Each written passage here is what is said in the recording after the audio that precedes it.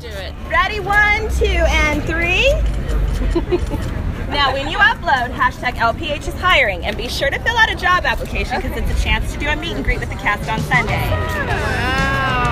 We are in Austin, Texas, the first day of South by Southwest, and we are in front of the pop-up Los Pollos Hermanos restaurant for Breaking Bad and Better Call Saul.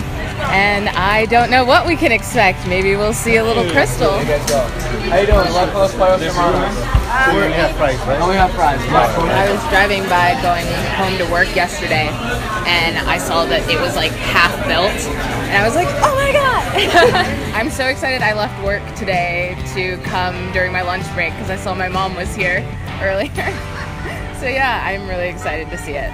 Can you take a picture with the chicken? Yeah, for sure. That's amazing. You guys actually have Walter White here or no?